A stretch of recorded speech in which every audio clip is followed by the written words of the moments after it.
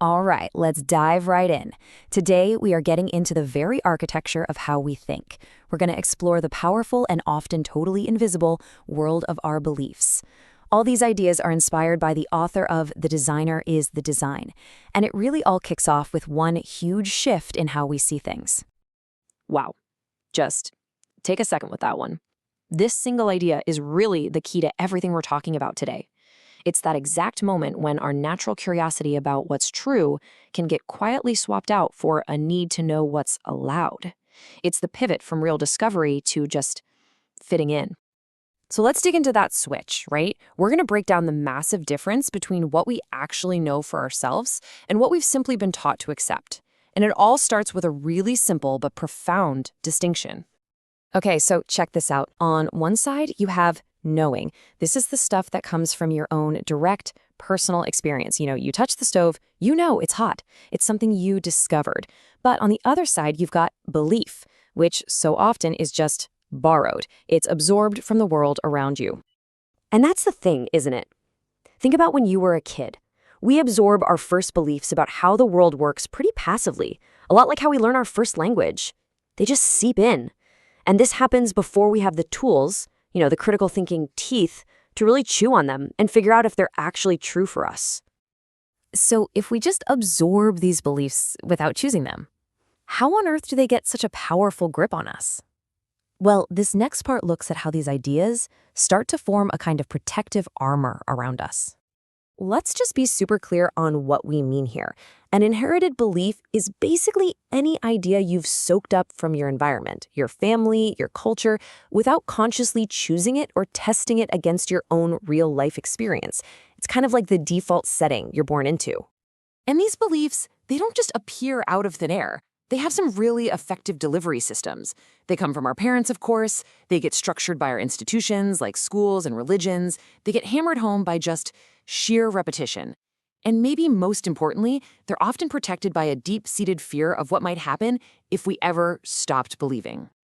And this is the real kicker. The moment a belief gets tangled up with our most basic human needs, the need to feel safe, to belong to our tribe, to have a sense of who we are, well, questioning that belief suddenly feels like a personal threat.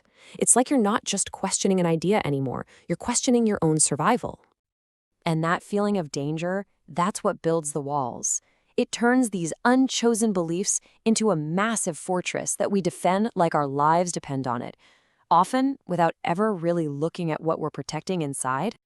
And just look at the contrast this creates. A belief you hold without any direct experience is, well, it's fragile. It has to be constantly defended, constantly enforced. But reality, or a truth you've actually lived, it's resilient. It doesn't need you to fight for it. It just asks for your attention. And this all leads to a really strange paradox. The less a belief has been tested against the real world, the more aggressively it's often defended. That lack of direct experience can create this deep insecurity that gets masked by just being louder and more rigid. So inside this fortress of belief, doubt completely changes its role. It's not a flashlight you can use to find the truth anymore. No, now it's seen as a wrecking ball. It's a threat to the whole structure of your identity and your sense of belonging. So what do? We push it away. We silence it. We treat it like it's the enemy. Okay, so let's make this personal. This next section is really an invitation to turn that lens inward. We're going to look at our own beliefs with a few really simple but very revealing questions. So let's start right here and be honest with yourself. Which of the things you hold to be absolutely true are actually based on something you have personally seen, felt, or discovered for yourself? And right on the heels of that, which beliefs did you accept just because someone else told you they were true? A parent, a teacher, a book, some institution? How much of what you believe is actually secondhand information? And this might be the most powerful question of them all. Which of your beliefs feel vibrant and true in your body, like they're a living part of you? And which ones just feel heavy, like something you have to constantly work to prop up and defend?